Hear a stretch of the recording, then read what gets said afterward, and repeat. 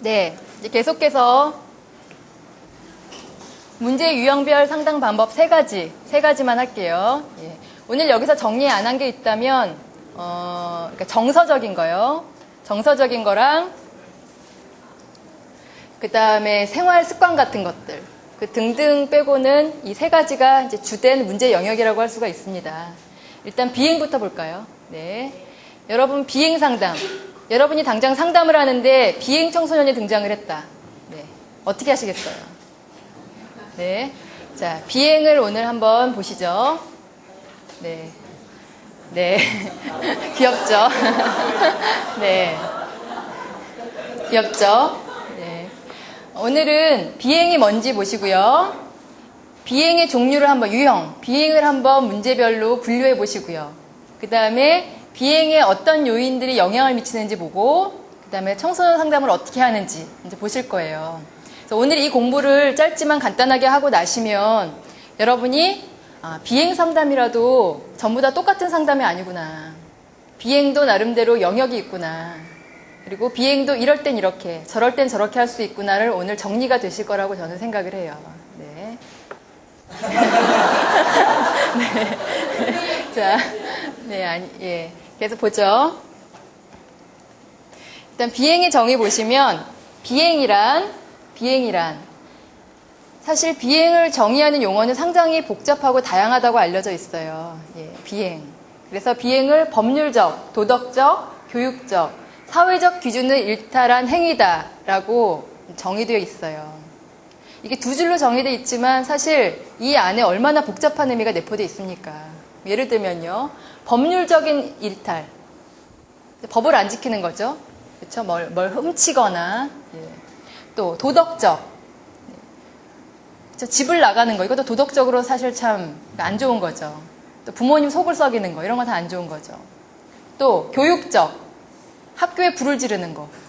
예, 이런 청소년들도 있어요. 예, 이것도 교육적으로 이상하죠. 네, 선생님한테 반항하고. 또 사회적 기준. 이것도 이제 마찬가지고요.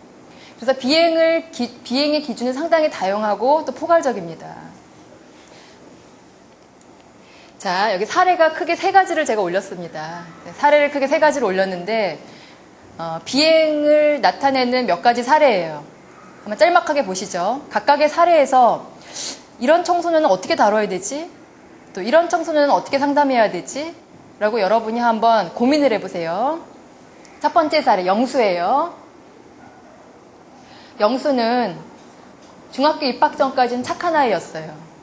워낙 가난하던 집안 사정은 영수가 초등학교 2학년 때 아빠가 돌아가시면서부터 더욱 어려워졌으나 영수는 기특하게도 불평하지 않았고 친구들이 갖고 있는 장난감을 사달라고 조르지도 않았고요. 또 허름한 옷을 입혀도 말없이 잘 따라주었어요. 공부도 잘하지는 못해도 그럭저럭 따라주어서 엄마는 영수에게 고마움과 미안함을 함께 느끼곤 했대요. 네. 그러나 중학교에 들어가면서부터 영수가 점점 달라지고 있다는 느낌을 받게 되었어요. 그래서 엄마는 영수가 사춘기인가 보다 라고 생각을 언뜻 하면서 불안감을 가졌습니다. 그동안 영수와 엄마가 몇 번 이야기를 나눠보려는 시도를 했지만 그럴 때마다 어떻게 이야기해야 될지 몰랐고 영수도 달갑지 않은 듯 했어요. 그러다 영수가 며칠째 학교에 나오지 않고 있다는 것을 중2 담임선생님께 전화로 듣게 되었어요. 영수가 학교를 하루씩 빼먹거나 한두 시간 수업 후 슬쩍 빠져나가는 것이 이미 수십 번이 넘었고 또 심지어 다른 학생들을 때리고 돈을 뺏은 적도 여러 번 있었다는 걸 알게 되었어요. 네. 성적은 이미 바닥을 헤맨 지 오래였고 학교도 자꾸 빠져서 결국 자퇴할 수밖에 없었어요. 이게 영수의 사례예요. 그 다음 은주는요. 이제 여자아이예요. 초등학교 때는 부모님의 사랑을 듬뿍 받는 딸이었대요. 공부도 잘했고 또 선생님도 예뻐했고요. 그런데 이 아이가 초등학교 6학년이 되자 부모님이 이제 공부의 중요성 강조하면서 계속 공부를 시킨 거예요. 학원도 다니게 하고. 그러다가 중학교 1학년 와서 기말고사 성적이 형편없게 나오자 이제 아이는 집에 들어가기가 무서웠고요. 자기와 비슷한 생각을 하던 친구 숙자와 함께 가출을 하게 되었어요. 가출 이틀 후 부모님이 어떻게 알고 찾아왔고 사흘 만에 학교에 나가니까 선생님과 친구들의 시선도 예전 같지 않다고 느껴졌어요. 한번 가출하고 무단결석했다는 이유로 찍히는 것도 억울했지만 한편으로는 문제와 취급을 받으니까 공부를 열심히 안 해도 될 것 같은 또 해방감 있잖아요. 이런 게 들었대요. 그럴수록 성적은 더욱더 떨어졌고 이제는 공부를 다시 하려고 해도 되지 않을 것 같은 불안감이 들어서 자포자기 심정이 됐다고 해요. 이게 이제 은주 사례예요. 이런 비행도 있죠. 네. 또 종호는 나이에 비해 오랜 비행 경력의 소유자예요. 진지하지만 진지해야 되는데 유치원 때부터 잦은 싸움과 난폭한 언행 유명했고요. 초등학교 1학년 때부터 연필 깎는 칼이나 송곳으로 친구들을 위협하는 일도 여러 번이었어요. 초등학교 1학년 때부터 자기 학급뿐만 아니라 다른 학급 학년까지 돈이나 물건을 훔치기 시작했고요. 초등학교 2학년 담임 선생님은 궁여지책으로 파출소에 신고까지 했어요. 초등학교 4학년이지만 읽기, 쓰기, 수학 등 능력은 아주 어리고요. 종호의 엄마는 종호가 4살 때 집을 나가서 돌아오지 않았어요. 그리고 아버지는 종호가 6살 때 재혼을 했는데 의붓어머니가 얘가 이제 너무 심각하니까 키울 수 없다고 해서 종호는 현재 60이 넘으신 할머니와 단둘이서 살고 있어요. 할머니는 종호를 교육적으로 지도하실 능력이 없어 보여서 담임 선생님이 여러 번 아버지에게 전화를 걸어서 종호 문제를 의논하려 했지만 아버지는 귀찮아하는 투로 다음에 한번 학교로 찾아가겠다면서 전화를 끊어버리고 한 번도 학교에 가지 않았어요. 자, 이런 사례가 있어요. 자, 어떠세요? 3가지 사례 중에 누가 가장 심각해 보여요? 종호요. 누가 가장 안 심각해 보이죠? 은주요? 네. 다 똑같아요? 네. 그래서 이런 각각의 아이들이 왔을 때 어떻게 우리가 비행 상담이라고 해서 다 똑같은 비행아로 취급해야 될 것인가? 모든 상담이 그렇지만 특히 비행 상담을 할 때요. 여러분이 이 아이가 어떤 성격의 비행인지를 명확하게 아는 거는 도움이 돼요. 예. 그래서 우리가 방금 읽은 사례를 한번 개념화하기 위해서 크게 비행을 한번 분류해 보는 게 참 중요한 작업 중에 하나예요. 비행을 크게 심리적인 비행과 심리적인 문제가 없는 비행으로 나눌 수 있어요. 예. 비행을 분류할 때요. 심리적 문제가 거의 없거나 이렇게 있어도 조금 있는 비행을 우리가 사회적 비행이라고 불러요. 예. 그러니까 심리적인 문제보다는 그냥 환경의 영향으로 주로 비행이 이루어지는 걸 사회적 비행이라고 불러요. 그리고 심리적 문제가 있는 비행을 심리적 비행이라고 불러요. 그래서 비행은 크게 심리적 관점에서 사회적 비행과 심리적 비행으로 나뉩니다. 사회적 비행이란 뭐냐면 보시면 말 그대로 심리적인 문제가 아니죠. 주로 비행 하위 문화의 구성원으로서 저지르는 비행이 바로 사회적인 비행이에요. 그렇기 때문에 사회적 비행하에 속하는 아이들은요, 그러니까 뭔가 내적으로 자존감이 많이 떨어지고요. 그런 특성도 있긴 하지만 주로 사회적으로 인정받고 싶은 욕구가 상당히 큰 아이들이에요. 인간은 누구한테나 존중받고 싶잖아요. 본능적으로. 예. 그런 존중감을 내적으로 찾기는 어렵고, 근데 비행 하위 문화는 어때요? 소위 말하는 비행 집단. 선생님한테는 혼나도요, 자기네들끼리는 엄청난 결속력이 있죠. 예. 선생님한테 인사 안 해도요, 선후배들 사이에서 인사하는 거 보셨어요? 네. 90도로 인사해요. 90도로 인사하고. 그러니까 남한테 충족 안 되는 거를 자기네들 집단끼리 충족을 시키면서 서로 자존감을 채우는 겁니다. 이게 이제 사회적 집단의 특징이에요. 그래서 사회적 집단의 비행아들은요, 남들은 욕할지라도 자기네 그룹 안에서는 엄청 사회적으로 잘 지내는 특징이 있어요. 선후배들 사이에서요. 뭐 끝내줘요. 100일, 200일, 300일 다 챙기고요. 선배의 남자친구, 여자친구도 서로 다 챙겨주고요. 자기뿐만 아니라. 이들 간의 결속력은 어마어마합니다. 이런 비행의 유형이 사회적 유형이에요. 예, 아시겠죠? 그 다음에 심리적 유형에는 크게, 여기 하나 기술하지 않았지만 크게 3가지로 나뉩니다. 하나는 성격적 비행, 하나는 신경적인 비행, 또 하나는 정신병적 비행이라는 게 있어요. 흔치는 않기 때문에 제가 따로 썼습니다. 이 아래 2가지가 더 흔해요. 네. 성격적 비행이란 뭐냐면 말 그대로 성격에 뭔가 문제가 있어서 저지르는 비행이에요. 네. 성격적 비행. 아까 사례로 치면 누구에 해당이 될까요? 마지막에 종호요. 네. 어린 시절부터 오랜 비행 경력의 소유자이다. 여기에 그런 단서가 있어요. 성격적으로 뭔가 남들과 약간 달라요. 남들과 어떻게 다르냐면 어딘가 모르게 비사회적인 성격 구조를 가졌어요. 예, 비사회적인. 그리고 이런 아이들의 또 특징이 양심 형성이 잘 안 됐습니다. 그래서 다시 얘기 드리면 자기가 누군가 때문에 피해받고 속상한 거는 다 기억을 하는데 자기가 누군가한테 피해를 줬다는 거는 잘 인식하지 못해요. 그래서 누가 나한테 피해를 준 것만 기가 막히게 기억하고 화를 내요. 예, 그래서 너무나 화가 많은 그런 특징이 있는 게 바로 성격적 비행이에요. 그래서 이런 성격적 비행 아이들의 뿌리를 잘 이렇게 파고 들어보면은 되게 좀 어릴 적에 또는 성장 과정에 문제가 있었을 가능성이 높습니다. 예를 들면 어린 시절에 아주 애기였을 때 이 아이를 방치했다거나 사랑을 충분히 주지 못했다거나 또는 일관성 없이 이랬다 저랬다 하면서 막 얘를 키웠다거나 부적절한 성장 경험 때문에 이 아이가 이제 성격적으로 문제가 생기는 거예요. 또는 어릴 때는 멀쩡해요.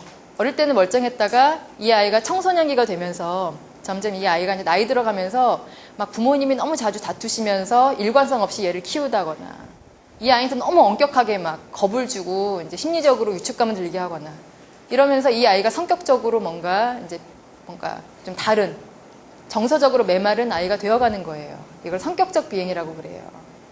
그래서 어떻게 보면은 좀 심각한 비행아 중에 하나죠. 이 아이들은 특히 양심 형성 발달이나 비사회적인 성격 구조이기 때문에 가장 큰 특징은 별로 남의 반응이나 감정에 관심이 별로 없다는 특징이 있어요. 그래서 보통 비행아들 보면 이제 선생님 학교에서 보면요. 담임 선생님이 얘를 처음에 1단계는 담임 선생님 수준에서 얘를 막 혼내요. 2단계 학생부 수준에서 이제 얘를 혼나게 되죠. 대외적으로 크게. 얘 때문에 무슨 뭐 교장 무슨 집행위원회가 열립니다. 그리고 3단계 부모님이 오세요. 부모님이 오는 게 이제 가장 학생으로서는 심각한 단계예요. 대부분의 학생들은요, 좀 정상적인 학생들은 부모님이 오시면, 어떤 학생들 대부분 부모님이 오면 제일 싫어해요. 생각을 해보세요. 사실 미안하잖아요, 엄마한테. 나 때문에 엄마가 와서 막 울고 있다고 생각을 해보세요. 얼마나 미안해요. 그렇기 때문에 심각한 비행아이들도 부모님이 오면은 태도가 많이 바뀌어요. 막 울고 막 이래요. 근데 이 성격적 비행아들은요, 부모님이 와도 아주 유일하게 초연할 수 있는 그런 아이들이 이제 이 성격적 비행아들이에요. 이런 아이들은 부모님이 오시면 제가 본 아이 중에는 막 부모님한테 화도 내요. 막 화도 내면서 왜 오지 말라는데 왔냐고 하면서 막 엄마를 때리는 아이들도 간혹 있어요. 이게 이제 이 아이들 어떻게 보면은 비사회적 성격 구조, 양심 발달 이런 거에 뭔가 문제가 있는 거죠. 물론 이 아이를 이렇게 되게 한 데는 가정의 탓이 크긴 하지만 어디부터 손쓰기가 되게 어려운. 여러분이 상담하실 때 어떻겠어요? 상담이 쉽겠습니까? 아니면 어렵겠습니까? 어려워요.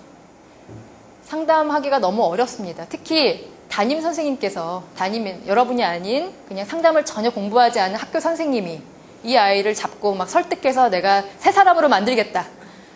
될까요? 절대 되지 않아요. 담임 선생님을 계속 무능감에 빠뜨리게 하고 담임 선생님을 정말 시험에 들게 하는 청소년이 바로 이 성격적 비행아의 아들이에요. 그래서 저는 상담자건 학교 선생님이건 이제 이런 정보만 조금 있으면 많은 선생님들이 그런 시행착오를 거치지 않을 수 있어요. 그러니까 선생님들이 자기가 감당하지 못하는 아이들은 전문기관, 그렇죠? 상담자나 전문기관에 보내면 돼요. 근데 이제 학교의 문제는 모든 선생님들이 학생들을 자기가 떠안으려고 하는데 문제가 있어요. 저는 그게 이제 학교의 가장 큰 문제라고 생각을 해요. 물론 그래도 이제 많이 깨어있는 또 좋은 선생님들은 자기 선에서 어려우면 다른 상담자한테 맡기기도 하고 좀 더 유능한 다른 선생님한테 데리고도 가고 이런 선생님들도 많으신데 우리나라의 특성상 학교의 특성상 우리나라 학교는 좀 그런 특징이 있는 것 같아요. 우리 반 아이들은 내 자식 이런 특징이 있는 것 같아요. 그래서 제가 학교에 근무할 때도요 이제 그거를 좀 깨고 적응하는데 한 2년이 걸렸던 것 같아요. 제가 예를 들어서 학교에서 집단 상담을 한다. 이제 반에서 몇 명을 권해서 집단 상담에 보내달라. 이렇게 학교에 선전을 하면 어떤 선생님은 이렇게 되게 호의적으로 막 이렇게 오픈된 마음으로 보내주시는가 하면 어떤 선생님은 아무리 심각한 아이가 있어도 우리 반 아이는 내가 그래서 끝까지 100% 이렇게 자기가 책임지는 이런 선생님들이 계세요. 그렇게 해서 성공하면 모르는데 성공 못 하거든요. 예. 그래서 이제 그게 가장 큰 문제죠. 그래서 이제 이런 성격적 비행화는 여러분이 상담하기가 쉽지 않을 수도 있고요. 이제 여러분 선에서 만약에 감당하기 어려우시면 이제 다른 분한테 의뢰하는 게 좋은 이제 그런 아이들이에요. 그러니까 심리적 유형의 다른 파트로도 신경증적 비행이라는 게 있어요. 신경증적 비행은 뭐냐면 행위자의 욕구 충족에 문제가 있는 그런 비행이에요. 인간의 아주 중요한 욕구 중에 사랑받고 인정받고 싶은 욕구 있잖아요. 마치 사회적 비행처럼. 예. 특히 아까 사례 중에서 은주 사례 기억나시죠? 어렸을 때는 멀쩡했어요. 큰 문제 없어 보여요. 어렸을 때는. 근데 자라면서 자기가 옛날에 받았던 사랑을 계속 받고 싶은데 그게 돼요? 돼요? 안 되죠. 왜 안 되죠? 그게 자기 탓인 것 같아요. 어렴풋이. 뭐 환경적인 거건 자기 탓이건 옛날에 받았던 사랑을 계속 찾고 싶은데 그게 안 돼요. 그렇기 때문에 그런 애정과 관심을 어디서 찾아요? 자기의 일탈 행동에서 찾는 거예요. 그래서 이런 아이들의 이제 문제는 욕구 충족에 문제가 있는 경우예요. 그래서 이런 아이들의 비행 특징을 보면 상당히 눈에 띄는 비행이에요. 예. 눈에 안 띄게 조용하게 은밀하게 하는 게 아니라 대부분 걸려요. 막 선생님이 보는 앞에서 뭔가 이렇게 훔치다가 걸리거나 괜히 다 걸리게끔 막 유리창을 괜히 학교 유리창을 깨놓거나 예. 선생님이 보는 앞에서 막 이상한 비행 행동을 하거나 그래서 맨날 걸리고 혼나고 하는 게 이제 신경증적 비행입니다. 제가 보기엔 우리나라 비행 청소년 중에 1위가 아닌가 싶어요. 신경증적 비행이요. 예. 가장 많습니다. 그래서 아이가 신경증적 비행이다. 그래서 얘가 큰 문제, 어렸을 때 무슨 큰 문제는 없는 것 같은데 이 아이가 이상하게 소소한 비행을 계속 일으키고 또 여러분과 대화하면 대화도 돼요. 그래서 이런 아이들은요, 뭔가 자기가 관심받고 사랑받고 싶은 욕구가 채워지면 비행이 이렇게 줄어드는 경향이 있는 게 이런 신경증적 비행이에요. 그래서 선생님이 충분히 상담하실 수 있죠. 상담하실 수 있고 계속 이렇게 다독거려주고 약속도 하고 관심 가져주고 이제 이러면 차츰차츰 나아지는 비행입니다. 예. 그래서 상담할 만하죠. 그리고 여러분이 상담하시면 보람도 느낄 수 있고 이런 아이들이 신경증적 비행이에요. 네. 그리고 마지막으로 심리적 비행 중에 정신병적, 기질적 비행이 있습니다. 이거는 정신분열적 성격이나 아니면 정신분열증이나 뇌손상 같은 기질적인 어떤 문제가 있는 그런 청소년들이에요. 여러분이 청소년 상담실에서 자주 만나기는 힘든 이런 아이들이지만 알고 계셔야죠. 예. 이런 아이들은 뭐 주의 집중력이 심하게 결핍되어 있다거나 사고에 뭔가 이렇게 장애가 있다거나 조망 능력이 많이 부족하다거나 아무튼 뭔가 너무너무 심각한 예, 결함을 갖고 있어서 대화도 잘 안 통할 정도로요. 예, 그래서 이건 상담이 거의 여러분 수준에서 저희 수준에서 너무 어려워 보이는 이런 아이일 수 있어요. 그래서 이런 아이들은 꼭 부모님을 불러서 병원에 의료하면서 약물 치료도 이제 같이 하면서 상담을 하는 게 이제 필수적입니다. 그러면 이제 여러분이 크게 비행을 심리적 비행과 사회적 비행으로 나눠서 한번 아이들의 문제를 살펴봤어요. 근데 비행을 우리가 이해하려면 좀 더 이제 다각적으로 아이들의 문제를 살펴볼 필요가 있거든요. 그래서 좀 더 분석을 해보죠. 네. 비행의 요인은 크게 방금 살펴본 뭐 심리적 문제 외에도 개인적 요인, 또 가족 관련 요인, 학교 관련 요인, 또래 관련 요인 이렇게 서로 상호작용해서 영향을 미쳐요. 그래서 여러분이 한 아이를 만나서 이 아이가 비행인데 왜 이런 행동을 할까를 파악하기 위해서는 아까 처음 살펴본 심리적, 사회적으로 한번 살펴보고 두 번째로는 이런 다각적인 관점에서 아이의 문제를 한번 파고들어 봐야 돼요. 아이를 비행위에 빠뜨릴 확률이 높은 이런 가능성을 하나하나 한번 지금 살펴볼까요? 예, 첫 번째, 네, 개인적 요인이 있어요. 개인적 요인, 비행을 일으키는 네, 그러니까 아이 나름대로의 청소년 나름대로의 특징이 있어요. 첫 번째가 낮은 자존감. 청소년들이 다 자존감이 낮지는 않아요. 근데 비행아들은 특히 자존감이 낮아요. 자신감이 없고 자존감이 낮을수록 타인의 인정에 급급한 법이죠. 예, 남이 인정해주는 걸 훨씬 좋아해요. 이렇게 자존감이 낮을수록. 그래서 비행아들은 자기들이 속한 그런 하위 문화, 아이들의 그런 인정, 지지를 위해서 많이 비행을 하기도 합니다. 이런 특징을 알아두시면 좋고요. 또 두 번째, 충동 조절 능력이 약하죠. 또 미래 조망 능력이 많이 부족해요. 충동 조절 능력. 그러니까 욱하는 그런 거 있잖아요. 비행 아이들은 이게 훨씬 심해요. 여러분은 어떠세요? 과거에 어떠셨어요? 네, 지금도 그렇다고요? 네. 네. 뭐 성격적으로 그럴 수 있어요. 근데 비행아들, 보통 우리가 비행아라고 부르는 친구들을 살펴봤더니 훨씬 더 이런 성향이 짙다는 거예요. 제가 정말 무수한 비행 청소년들을 만나봤는데요. 이제 기억나는 사례, 폭력과 관계된 사례는 정말 많았는데, 아무튼 이 아이들이 폭행 사건을 이렇게 파헤치다 보면요. 참 시작이 너무나 미비해요. 시작이요. 뭐 되게 학교에서 유명한 패싸움이 한번 일어났었어요. 일명 경복궁 사건. 예, 경복궁 사건. 그래서 이제 제가 있던 학교가 이 근처였어요. 그래서 이 근처 아이들과 경복궁 옆에 무슨 뭐지 풍문여고인가? 풍문여중인가? 뭐 이런 데가 있었어요. 거기 아이들과 싸움이 붙은 거예요. 근데 참 학교도 먼데 왕십리 근처에서 싸움 붙기가 쉽지 않잖아요. 예, 그래서 이제 근데 가해자는 저희 학교 학생들이었어요. 가해자. 근데 아이들이 그럴 만한 아이들이 아니에요. 누군가를 때리고 막 이제 이런 아이는 아닌데 세상에 30분을 애들을 때려놓은 거예요. 그래서 얼굴이 다 이렇게 막 멍들고 그래서 피해자의 엄마가 얘네들을 신고까지 했어요. 경찰에. 그러니까 일이 커진 거죠. 경찰이 다 연루되면 이제 경찰이 개입되면 사건이 커져요. 학교 차원으로. 그래서 이 아이가 때리자마자 뭔가 이렇게 자기네들이 잘못한 게 있으니까 저를 찾아왔어요. 저를 찾아온 건 상담을 하러 찾아온 게 아니죠. 자기들을 좀 구출해달라고 찾아온 거예요. 선생님이 말을 잘해줘서 교장 선생님까지 아무래도 신고한 것 같다 뭐 이런 식으로. 근데 왜 때렸냐고 제가 물어보니까 꼬치꼬치 해서 물어보니까 기가 막혀요. 전철 앞에 그 왕십리역에서 쓰레기통 앞에서 앉아있는데 어떤 애가 자기를 한 3명 정도 교복 다른 거 입은 여자애들이 자기들을 쳐다보더래요. 그래서 쳐다봐서 그랬더니 기분 나쁘게 쳐다봤대요. 그래서 기분 나쁘게 쳐다본 게 뭔데? 그러니까 뭐 그 아이들이 용어로 꼬라봤대요. 네. 그래서 너무 기분이 나빠서 자기들도 이렇게 같이 째려봤대요. 그랬더니 그 아이들이 채 그랬대요. 그래서 그 채 하는 그 말투가 애 갑자기 소름이 끼쳐서 자기들은 참을 수 없어서 3명이 갑자기 가서 그냥 손 좀 봐줬대요. 그게 다예요. 그 사건의 전부예요. 그게. 네, 채. 서로 눈빛 교환하다가 채. 이게 다예요. 네. 그리고 나서 이제 쓰레기통 옆에서 이렇게 막 팬 거예요. 30분을. 그리고 나서 너 우리 엄마한테 이럴 거야. 막 이렇게 가고 제가 제 느낌에는 비행하는 비행을 알아보거든요. 그러니까 그쪽 아이들도 약간의 이제 비행기가 있는 아이들이에요. 그리고 신기하게도 자기들이 때렸는데 또 그쪽의 정보도 어느새 입수해서 벌써 뭐 경찰에 신고했고 이런 것까지 다 정보를 이렇게 입수했더라고요. 그래서 되게 진짜 뭔가 통하는. 예. 그래서 이제 경복궁 앞에서 그 다음날 제가 그 패거리한테 연락해서 그쪽 풍문여중 아이들 이제 따로 만날 데는 없고 너네 학교 근처에 어디가 제일 크니? 그래서 그 앞으로 마당으로 나와. 그래서 그 아이들을 이제 같이 만났던 기억이 있어요.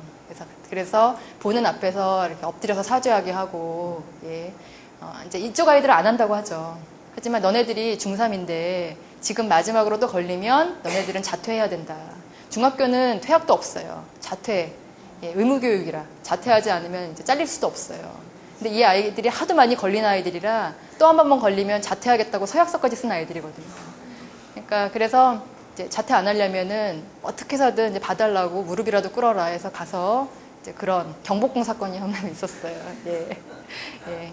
그래서 어쨌든 이제 그럭저럭 해서 그 일은 어느 정도 마무리가 되긴 했지만 그리고 나서 이 아이들은 그래도 학교에는 알려져서 한 일주일 정도 학교에 있는 풀을 뽑았죠. 네. 예. 일종의 뭐 벌이죠. 이렇게 수업 못 들어가고 풀 뽑는 거. 그래서 우리는 웃지만 그 아이들은 오히려 좋아한다는 거. 예. 수업 안 가고 풀 뽑는 게 훨씬 좋대요. 재밌고. 예. 풀 뽑으면서 대화도 나누고. 어쨌든 이해할 수 없는 그들만의 세계가 있죠. 네. 네. 그래서 이제 그런 충동 조절 능력에 문제가 있다는 거예요. 또 조망 능력의 부족. 조망 능력이 뭐죠, 여러분? 네, 그쵸. 미래를 바라보는 거요. 여러분은 조망 능력 있잖아요. 왜 웃으세요? 앞이 안 보여요? 저는 상담을 전공하신 분들은 조망 능력이 되게 큰 분이라고 생각을 해요. 이렇게 불확실한 미래, 이렇게 불확실한 전공에 발을 들여놨잖아요. 그렇죠? 이거는 웬만한 조막 능력 없이는 할 수 없는 거예요, 여러분. 이게 진짜예요. 당장 졸업한다고 해도 직업이 주어지는 게 아니라 자격증이 주어지고요. 그렇죠? 또 자격증을 따기까지 너무 많은 시간이 걸리고요. 자격증을 딴다 해도 내가 어느 나를 뭐 이렇게 스카우트하는 데 없어요. 예. 그러니까 뭔가 잘 될 것 같긴 한데 막연한 게 상담 쪽이에요. 그리고 끊임없는 투자해야 되는 기간 최소 10년 잡아요. 5년에서 10년. 그 정도 투자해야 이제 우리가 좀 장기적으로 멀리 갈 수 있는 게 상담이나 사회복지 이제 이런 쪽이죠. 네. 근데 여러분은 발을 들여두신 거 보면은 되게 조막 능력이 있으신 분들이에요. 조막 능력 없는 분들은 법 쪽이나 이렇게 당장 뭔가 눈에 보이는 거, 경영 이런 거 하세요. 예. 근데 청소년 아이들은 조막 능력이 많이 부족해요. 특히 비행 아이들은요. 그래서 청소년 아이들이랑 상담할 때요. 뭐 상담자가 이렇게도 설득해보고 저렇게도 설득하는 것 중에 하나가 중3, 중2 아이한테 너가 지금 조금만 참고 기다리면 넌 성인이 되잖아. 성인이 되면 너 하고 싶은 거 다 할 수 있단다. 이건 이 아이한테 너무 큰 혹독한 시련이에요. 예. 왜냐하면 중3이 생각하기에 성인은요 영원히 안 올 것 같아요. 그때까지 참고 기다릴 수가 없어요. 그러니까 조금만 기다렸다가 성인이 돼서 해라. 이 말은 아이한테는 정말 이거는 절대 먹히지 않는 그런 얘기예요. 예. 이 아이들은 절대 이런 조막 능력이 없어요. 이 아이들한테 관심 있는 건 오로지 히어앤나우예요. 예, 히어앤나우에 얘네들은 정말 상담자 이상으로 몰입을 잘해요. 지금 현재 누가 나한테 잘해주고 나를 기쁘게 해주는 거가 제일 좋아요. 일주일 후도 너무 멀어요. 예. 이게 이제 이 아이들의 특히 비행 청소년 아이들의 특징이라는 거예요. 이 아이들이 독특해서가 아니에요. 그래서 보통 정신과에서 이제 가장 기겁하고 싫어하는 아이들의 연령대의 나이를 들었어요. 네, 14세래요, 14세. 비행도 가장 심각하고요, 14세가. 14세, 13세, 14세, 15세까지. 14세 정도, 중2 정도가 비행이 가장 심각하면서도 개념 없는 비행이 바로 14세예요. 네, 가장 고등학생 비행화만 해도요, 걔 중에는 멋있는 애들이 있어요. 예. 너 왜 가출했는데? 그러면은 성인인 제가 바라봐도 좀 약간 멋있어요. 뭔가 이렇게 철학적이고 약간 현학적이고 가끔 그런 애들이 있어요. 근데 중2들 너 왜 가출했니? 들어보면 정말 한 대 때려주고 싶어요. 되게. 네, 아무런 개념이 없어요. 중2들은. 이게 이제 그 아이들의 특징이라는 거예요. 네. 또 세 번째, 감정인식 및 표현 능력의 부족. 네. 아까 이건 설명드렸어요. 감정인식이나 표현 능력에 대한 거요. 예. 적절히 잘 표현을 못해요. 특히 이 아이들은 인지불일치 기억나시죠? 그래서 표현도 못하고 자기 생각을, 특히 비행아들은 더해요. 보통 청소년 아이들이 그런데 비행아들은 이런 특징이 한 10배 정도 있는 거예요. 또 이 아이들은 집에서 너무나 많은 시련을 겪었어요. 그러니까 악순환적인 거예요. 항상 혼나고요. 자기가 뭔가 요구하면 항상 혼나고 안 된다고 하고 핍박받고 이런 아이들이기 때문에 말이 곱게 잘 안 나가죠. 말이 좀 험하게 나갈 수밖에 없어요. 일종의 악순환이에요.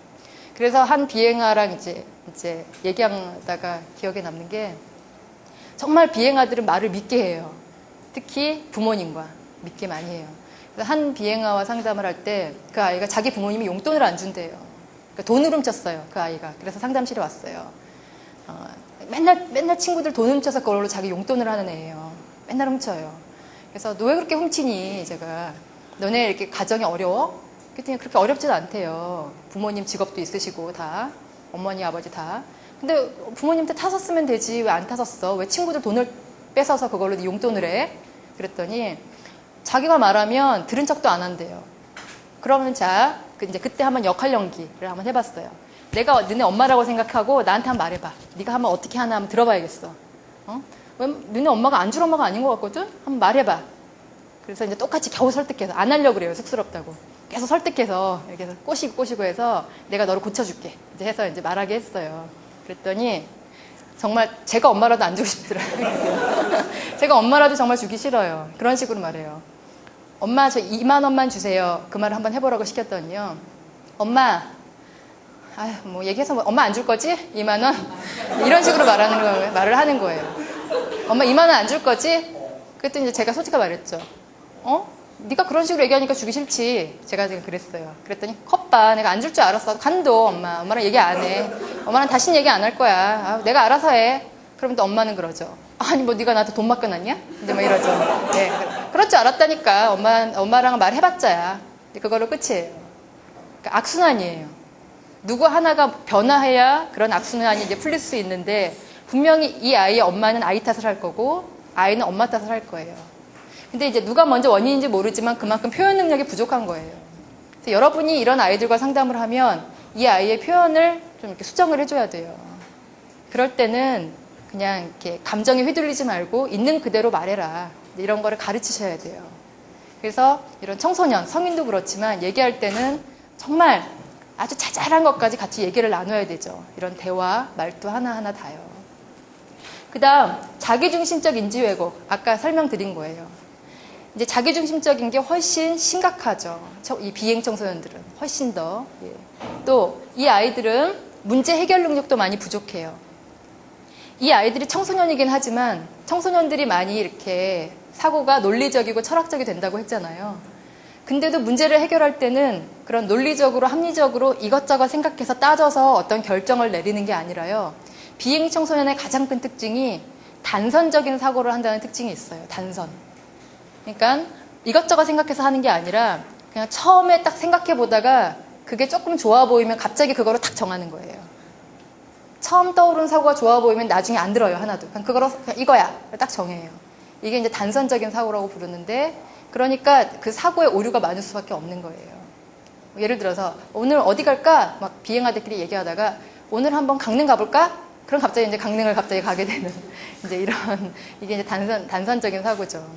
제가 또 기억나는 사례가 하나 있는데요. 저희 반은 아니었고 그 옆반이었던 것 같아요. 그 아이가 더 기억에 남는 이유는 비행 청소년이 아니었어요. 그냥 비행 청소년의 범주를 나누는 게 좀 우습긴 하지만 그러니까 굳이 이렇게 심각한 비행은 아니었다는 소리고요. 그 대신 이 아이는 성격이 좋아서 비행 친구들이 많았어요. 그래서 이렇게 주로 비행 청소년들의 모든 사생활을 저에게 보고해주는 뭐 누가 집을 나갈 계획이다. 이거 되게 중요해요. 그리고 끝나풀을 많이 심어놓는 것도 되게 중요해요. 예, 되게 중요한 소스예요. 그래서 그런 친구들 그래서 정보를 많이 얻습니다. 누가 언제 막 계획 같은 것들. 근데 그런 아이였는데 이 아이가 갑자기 학교에 안 온 거예요. 그리고 집에서도 집에 안 들어왔대요. 학교가 발칵 뒤집힌 거예요. 그러니까 걱정이 되잖아요, 처음에는. 그래서 얘가 그럴 애가 아닌데, 그때 또 소문도 들려요. 남자아이와 가출을 했다. 뭐 이런 소문도 들려요. 그러니까 저는 그럴 아이가 아니고, 저는 그 아이를 잘 아니까요. 그럴 아이가 아닌데 이상하다. 근데 이제 3일째 되는 날 학교에 나타났어요. 이 여자아이가. 정말 몰골이 많이 상해서 나타났는데, 그래서 상담실로 제일 먼저 와서, 도대체 3일에 너의 이제 2, 3일, 이틀 동안의 행적을 다 말해라, 불어라. 그래서 이제 얘기를 했는데, 기가 막혔어요, 기가 진짜. 말도 안 나와요. 이 아이가 글쎄, 사건 당일, 남자친구랑 100일 되는 날이었대요. 100일. 그래서 학교 앞에서 3시 반, 학교 끝나고 3시 반에 학교 앞에서 만났대요. 그래서 남자친구가 선물을 주면서 오늘은 뜻깊은 날이니까 정말 맛있는 걸 먹자고 막 그랬대요. 그래서 여자애한테 100일이니까 너 먹고 싶은 거 다 사줄게. 뭐 이런 거예요. 예. 중2가 무슨 돈이 있다고. 그러니까 이 여자애가 또 중2짜리가 그럼 우리 회 먹자. 이런 거예요. 근데 회가 되게 비싸잖아요. 중학생들이 먹기에. 그러니까 남자애가 회 비싼데 이 근처 되게 비싼데 이렇게 대화가 된 거예요. 그러니까 여자애가 나 회 싼 데 알아. 어딘데? 강원도야. 이렇게 얘기가 난 거예요. 예, 이렇게 얘기가 난 거예요. 그래서 3시 반에 그 근처 터미널 강변역을 갔대요. 그래서 강릉에 갔대요. 강릉인가 속초가를 갔대요. 거기. 그래서 도착하니까 저녁 때였대요. 그래서 10,000원의 행복이래요. 막 너무 많이 10,000원으로 아무튼 그냥 평범한 회를 먹었겠죠. 10,000원으로 정말 배 터지게 행복한 시간을 보냈대요. 그리고 이제 온 김에 노래방도 갔다 가자. 막 이렇게 막 대화가 됐나 봐요. 그래서 둘이 또 이제 시내를 헤매면서 회를 먹고 얼마나 기뻤겠어요, 그때까지는. 이제 거기서 이렇게 먹고 돌아왔으면 아무 일 없는데 이제 노래방으로 가는 길에 시내를 관통하면서 그 남학생이 약간 더 비행이었나 봐요. 제가 느끼기에. 시내를 관통하면서 100일이니까 우리 한번 반지 구경하자 하면서 또 이제 막 금은방 이런 데를 잠깐 갔나 봐요. 중2짜리들이. 그래서 이제 반지 구경하는데 이 남학생이 거기서 그래서 도둑질을 한 거예요. 이 남학생이. 이 여자애도 몰랐대요. 도둑질을 한지. 근데 이제 그 금은방 주인이 독특한 아이들 2명이 와서 계속 그렇게 시끄럽게 하면서 그걸 보니까 주의 깊게 본 거예요. 그리고 이제 훔치자마자 또 걸린 거예요. 훔치려면 걸리지나 말지.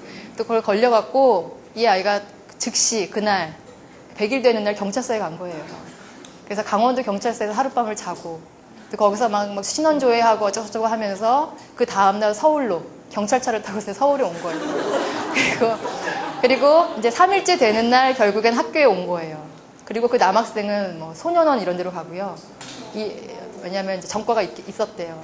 그리고 이 여학생만 학교에 온 거예요. 이 말을 듣고 선생님들한테 기가 차하죠. 선생님들 대부분. 이게 무슨 말도 안 되는 회먹자고 강원도 간 것도 웃기고 어쩜 그런 결정을 다 내렸냐 하면서 아무도 이 아이를 공감 안 해주고요. 더 웃긴 건 그러고 나서 보통 아이들은 혼나면 그래도 하루 정도는 숙연하게 자기 공부도 열심히 하는 척하고 보통 아이들은 그러잖아요. 근데 이 아이는 여전히 수업 시간에 계속 막 졸고요. 계속 졸고 또 어느 수업 시간에는 막 열심히 적더래요. 국어 시간인가. 그래서 그 국어 선생님이 근처에 웬일인가 싶어서 가서 봤더니 그 남학생한테도 편지를 쓰고 있더래요. 편지를. 나는 괜찮아. 그래도 우리 사랑 변치 말자. 뭐 화이팅 하는 편지를 또 쓰고 있더래요. 소년원에 보낼 편지를.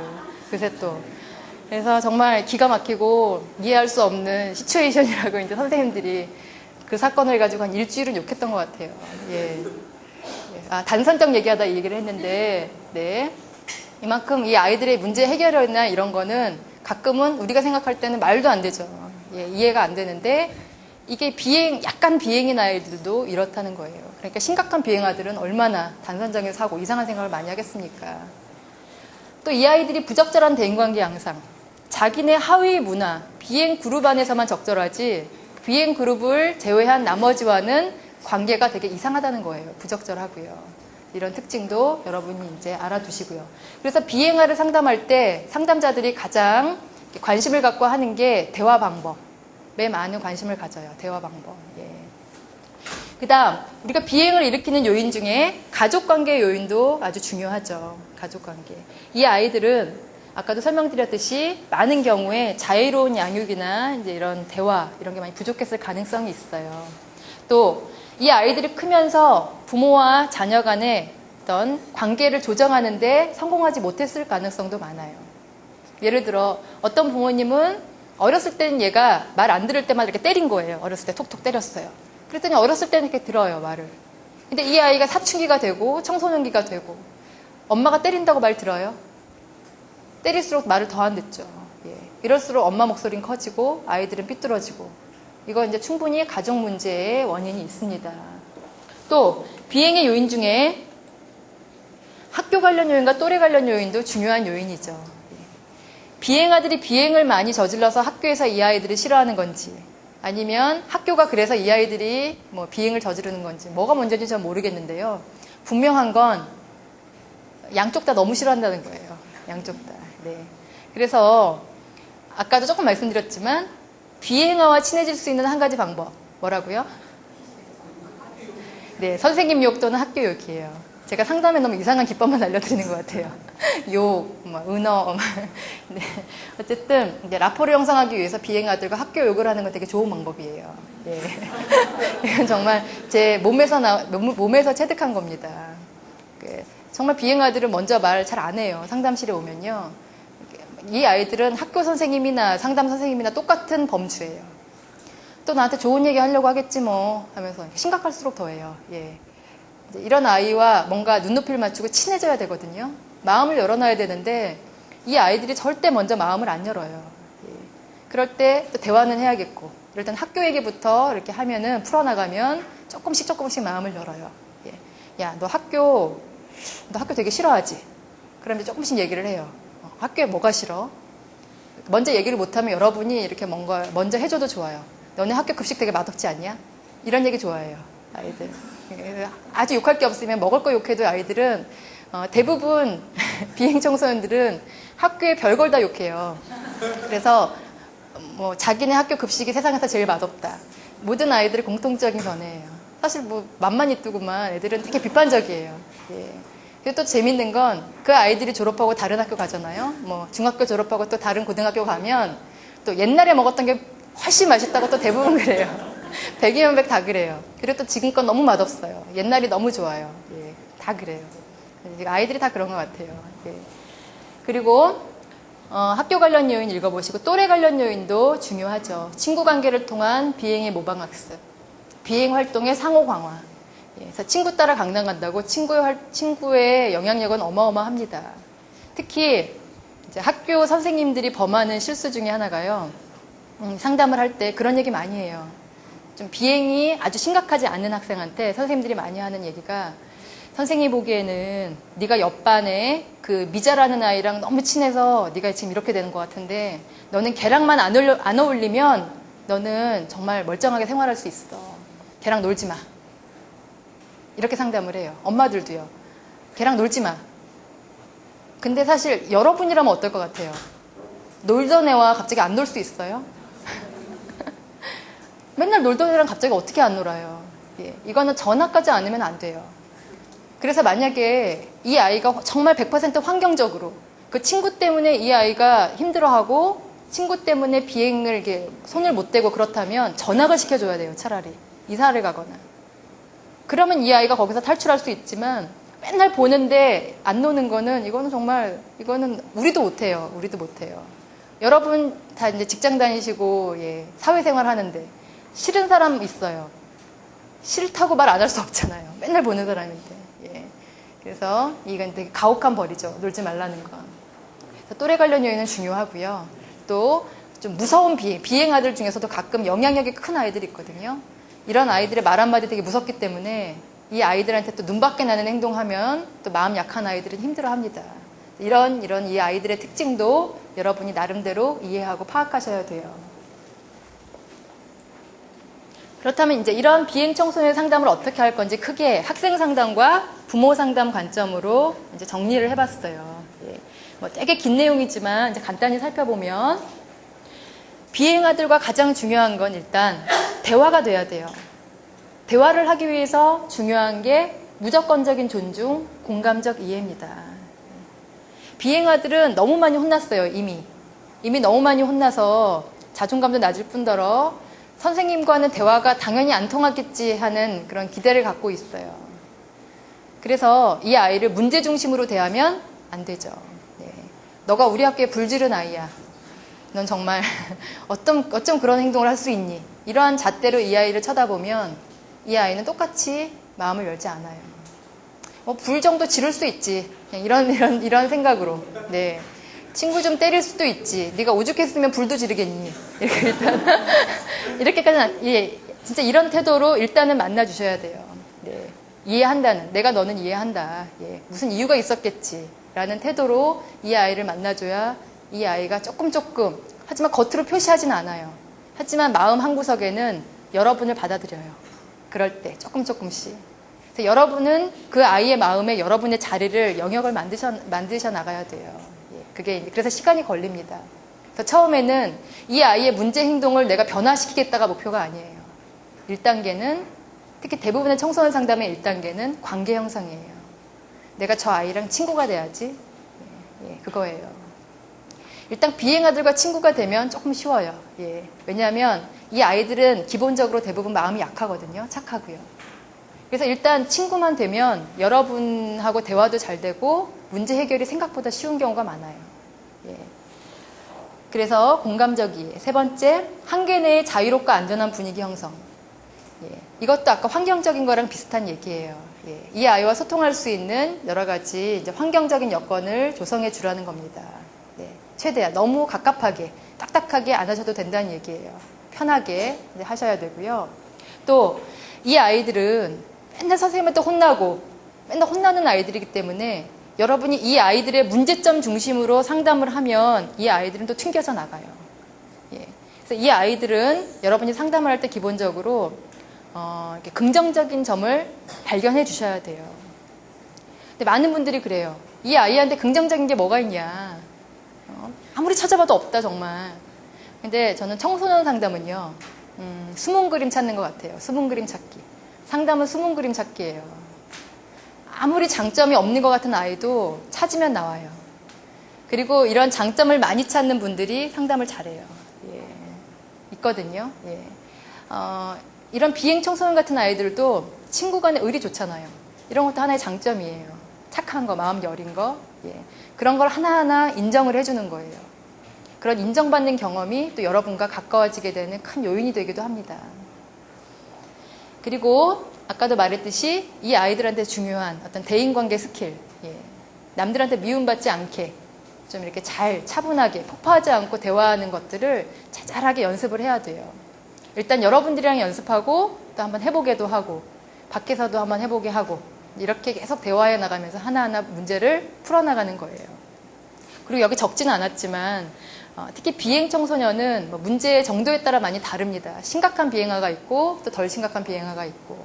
근데 문제의 심각성에 따라서 여러분이 상담하는 그런 방법을 달리하시면 좋아요.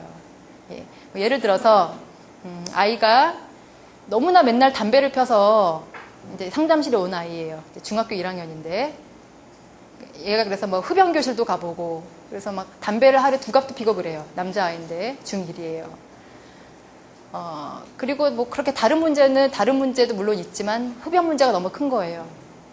이 아이와 상담을 할 때 여러분이 상담 목표로 어떤 걸 정하시겠어요? 네, 금연? 네. 상담, 예, 줄이기. 네, 뭐 그런 게 목표가 되겠죠? 근데 이제 여러분이 목표를 잡으실 때 너무 과한 목표를 잡지 말라는 거예요. 좀 현실 가능한 목표를 잡으시라는 거예요. 예.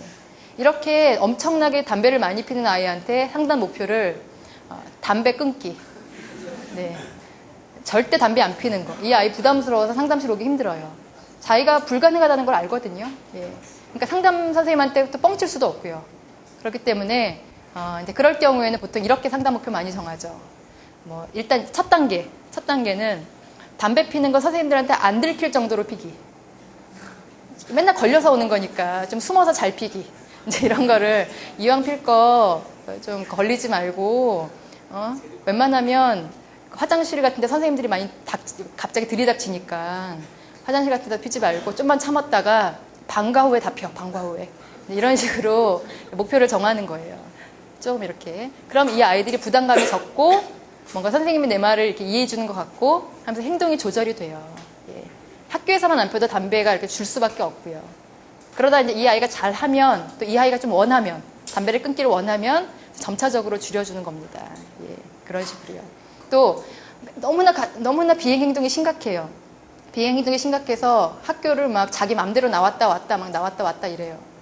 근데 이제 어떤 상담자는 상담 목표를 이 아이가 비행 행동 안 하게 하고 공부 열심히 하도록 돕는다.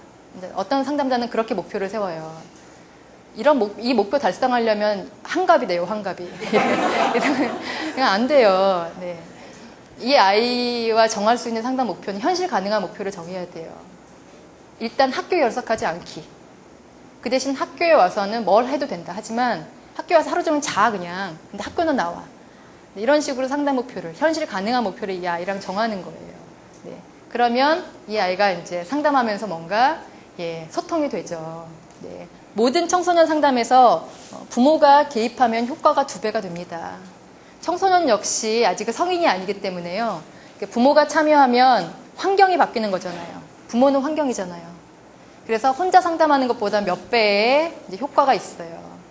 그렇기 때문에 부모를 상담하게 해야 되는데 아이러니하게도 비행 청소년의 부모는 웬만하면 잘 상담하러 안 와요. 네, 왜 안 올까요? 왜 안 올까요? 내 자식이 학교에 문제가 된다는 것 자체가 부모님께 그럼요. 내 자식이 문제라는 게 부모님으로서는 수치이기 때문에. 맞아요. 네, 진짜 저도 이제 학부모인데요. 학교에 간다는 게 이렇게 부정적인 걸로 가는 게 아닌데도 되게 부담스럽더라고요. 학교에 가는. 그러니까 학부모가 돼서 알았던 것 같아요. 제가 학부모가 되기 전에는 학교에 가는 게 뭐가, 특히 선생님일 때는 뭐 학교에 가는 게 뭐 부담스럽지? 이제 이렇게 생각했던 것 같아요.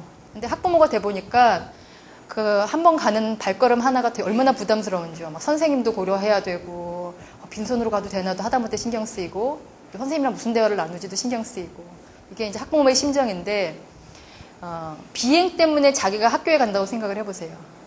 내 자녀가 학교에 유리창 깨고 거의 혼나는 심정으로 가지 않겠어요? 예. 그렇기 때문에 예, 비행하에 부모님들이 학교에 잘 안 오는 이유도 또 하나의 이유고요. 또 하나의 이유는 제 생각에는 일단 비행아들이 다 그런 건 아니지만 상당수가 가정에 문제가 있어요. 네. 부모님 두 분 중에 한 분은 뭔가 문제가 크신 것 같아요. 예, 경험적으로 볼 때. 그러니까 문제가 있는 가정일수록 학교 오기 힘들죠. 부모님이 진짜 안 계신 경우도 있고요. 또 한 번은 그런 적도 있어요. 이 아이가 너무 학교에 안 나오고 비행이 심각해서 부모님이랑 면담 좀 하고 싶어요. 그러니까 부모님이 맨날 밤마다 집을 비우시는 거예요. 집에 사람이 없어요. 그러니까 이 아이의 집이 아지트가 돼서 그 동네 비행아들이 다 모여서 맨날 이렇게 합숙해서 자고 막 이래요. 예, 그래서 제가 이제 부모님께 상의를 드리고 싶은 거예요. 집에 좀 계셔달라. 이렇게 상의를 드리고 싶은데 알고 봤더니 엄마는 안 계시고 아버지 혼자신데 아버지가 이제 밤에 많이 나가시고 직업상 이런 부모님도 계셨고요. 또 어떤 부모님은 어렵게 모셨는데 아버지가 비행인 거예요.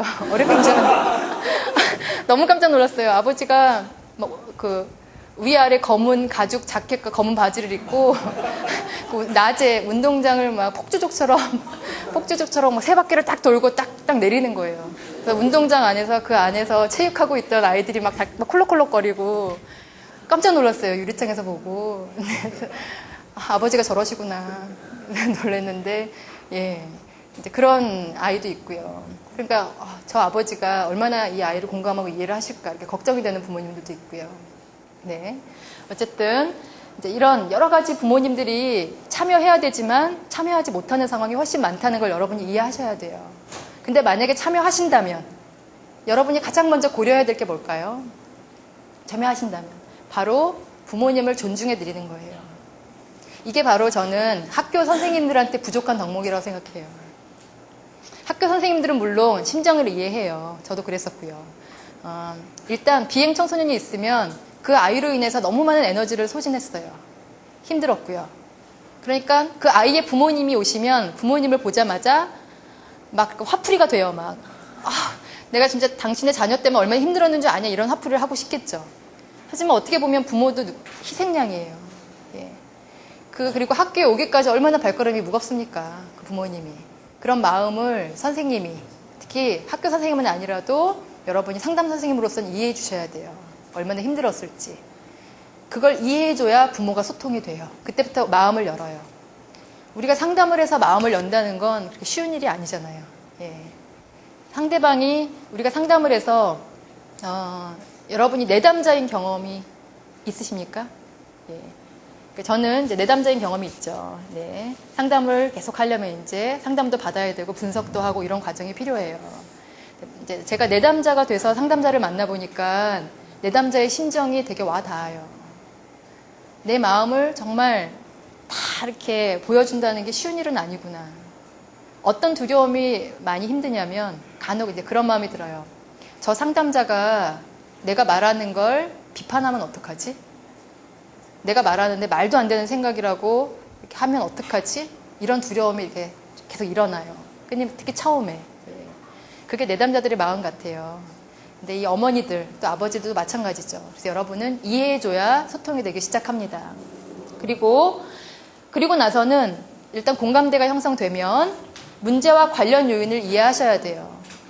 도대체 이 아이의 문제가 뭔지 어머니, 아버지의 시각으로 한번 같이 다뤄보고요. 그 다음 뭔가 악순환적인 연결고리가 있으면 이런 비행 자녀를 대하는 행동이 변화할 수 있도록 악순환을 끊어주셔야 돼요. 그게 필요합니다, 여러분. 예.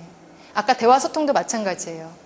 자녀 입장에서는 자녀의 대화나 행동이 바뀔 수 있도록 우리가 도와줬지만 또 엄마 입장에서는 또 이렇게 막 구슬리는 거예요. 상담이 뭐예요? 설득 아닙니까? 일종의 상담은. 예. 전문적인 대화를 해서 설득하는 게 어떻게 보면 상담이잖아요. 어머니랑 대화해서 이러는 거예요. 사실 내가 어머니라도 자녀가 그런 식으로 돈 달라고 하면 주기 싫을 거예요. 그쵸? 근데 지금 자녀와 어머니 중에서 더 건강한 사람은 제가 보기에는 어머니거든요. 예. 문제가 적은 사람이 변화해야 돼요. 지금 자녀는 이렇게 문제가 더 심각해서 갑자기 변화하기는 힘듭니다. 보다 성숙하신 엄마가 변화하셔야죠. 라는 식으로 이제 엄마를 설득하면서 조금씩 변화하게끔 이제 설득하고 또 안 되면 또 왜 안 되는지 듣고 또 다시 설득해보고 이런 과정을 되풀이 하셔야 됩니다. 이게 상담이죠.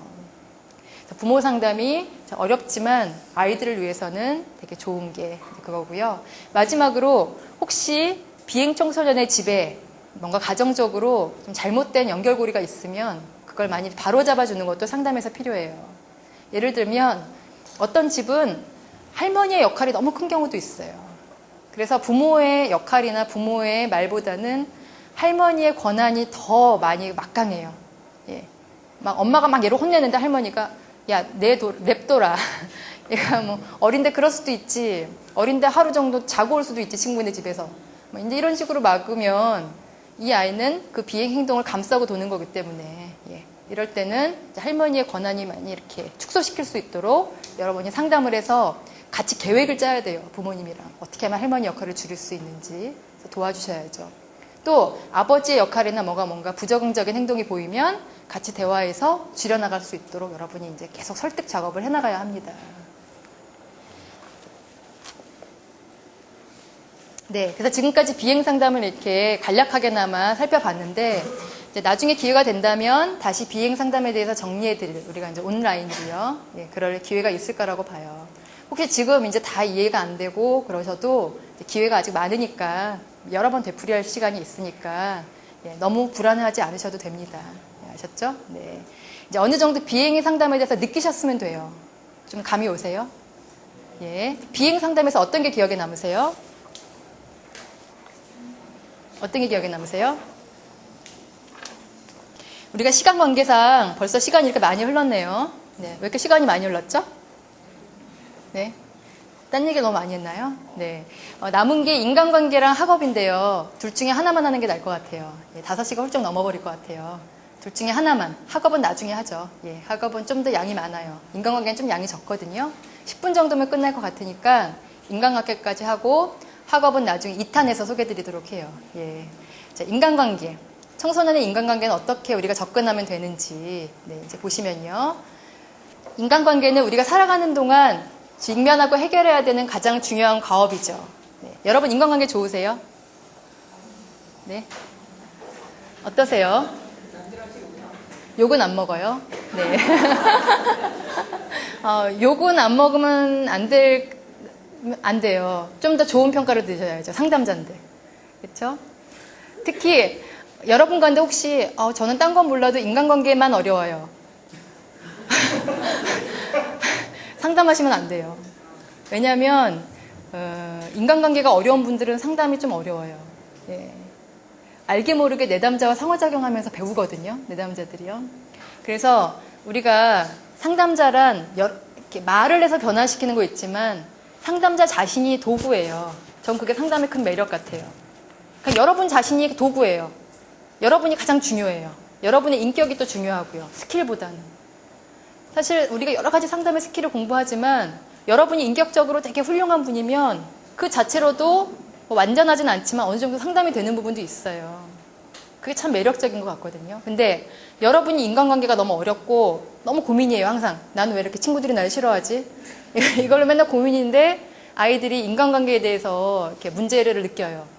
그럴 땐 난감한 거예요. 네. 또 이제 여러 가지 스킬도 알려줘야 되거든요. 아이들이 특히 청소년들한테는 이제 약간은 지시적인 상담도 필요하니까요. 근데 나도 몰라요. 선생님, 저 남자친구들한테 인기 많고 싶은데 어떻게 하죠? 나도 몰라. 예, 그건 참 난감한 거예요. 그래서 여러분이 노력을 하셔야 돼요.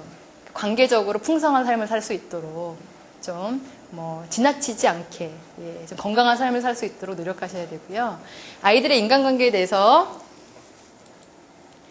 네, 이성, 친구, 가족, 교사 이렇게 크게 4가지를 봤는데 간단해요. 예, 좀 간단한 비행보다는 조금 이제 간단한 내용들입니다. 비행에서는 약간 개념이 들어가잖아요. 심리, 사회. 근데 이거는 이제 상식적인 선의 설명이 많습니다. 일단 여기서 강조하는 거는 이 청소년 시기에 아이들이 교우 관계에서 어떤 특징을 가지는지를 여러분이 관심을 가지고 기억하시면 돼요. 이성 관계는 어떤 특징을 가지는지, 친구 관계는 어떤 특징을 가지는지. 자, 이성의 친구 관계는 많은 경우 이중적인 관계로 형성되는 경우가 대부분이에요. 네. 또 청소년기 이성 친구는 매우 강력한 심리적 지지자도 될 수 있죠. 여러분 청소년기 때 이성 친구 있으셨어요? 너무 먼 과거인가요? 네. 예, 지금 20대도 많으신데요. 예. 청소년기 이성 친구 있으셨어요? 네. 요즘 아이들은 어떨까요? 네. 너무 빨라요? 더 빠르죠.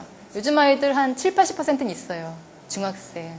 예. 중학생, 고등학생. 그러죠. 그 정도 있는 것 같아요. 여전히 없는 아이들은 없고요. 예. 네. 그래서 이성과의 친구 관계 특징을 보실 때 보시면 아주 다양한 경로로 이루어지기도 하고요. 또 이성 친구는 이성에 대해서 보다 깊은 이해를 제공해주는 모니터 역할을 수행해주기도 해요. 예. 사실 우리가 어른이 보는 잣대로 청소년기 이성 관계를 너무 이렇게 부정적으로만 봐서도 안 된다는 거예요. 그때 생각해보면 되게 또 순수한 측면이 있거든요. 또 약간의 과도기적 성격도 지니게 될 수 있다는 거예요. 네. 그래서 이 얘기는 끝까지 친구로 남을 수도 있고 흐지부지 될 수도 있고 연인으로 발전할 수도 있는 그런 중간 단계인 거예요. 여러분 사랑과 우정 사이의 노래 아시죠? 네, 그렇죠. 구구절절이 예.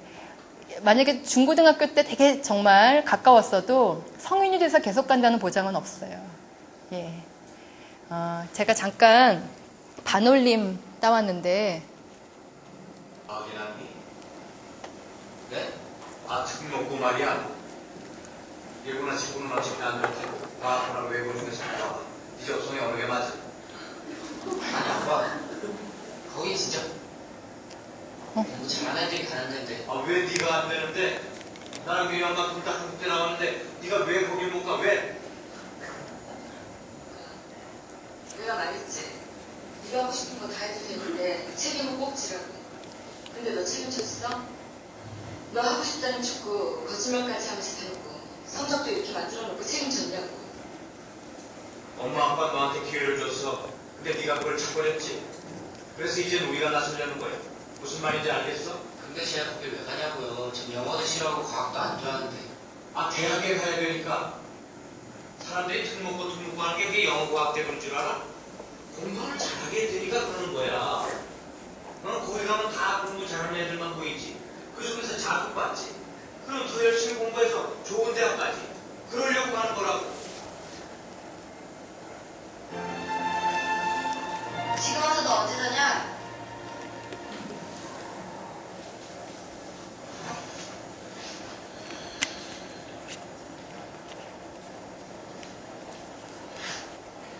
야, 그래도 인사좀 해줘야 하는 거 아니냐? 2시간이나 기다렸는데. 왜?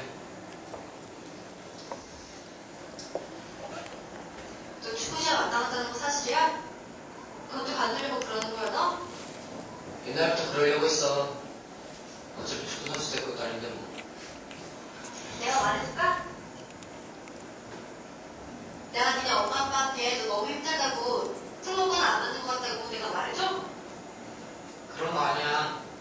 하지만 뭘 하지만 그 좋아하는 축구까지 관두고 너 과학고 가서 뭐 할 건데 실험하고 계산하고 분석하고 그러는 거 너 하나도 안 좋아하잖아. 공부는 좋아해. 생물적으로 할 거야. 네가? 곤충테스트 다 해놓고 펜으로 찌르는 거 못해서 다 날려준 네가? 개구리 찌르고 배 가르고 하는 거 다 할 수 있다고? 할 수 있어. 아이고 옛날 복실이 잘 다쳤을 때 주사놓는 것도 못 봐서 밖에 나와있는 사람이 누군데 피하는 것도 못 봐서 너까지 왜 이렇게 참견이야? 네가 나를 얼마나 닮았다고?